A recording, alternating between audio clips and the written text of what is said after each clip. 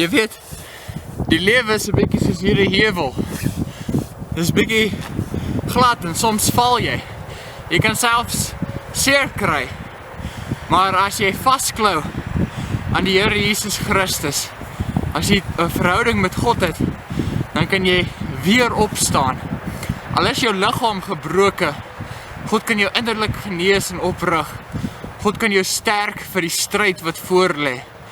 God kan vir jou krag in jou siel gee om die probleme van die lewe aan te pak. En baie van die probleme in ons lewens is opgelos wanneer ons onsself volkome aan die Here oorgee.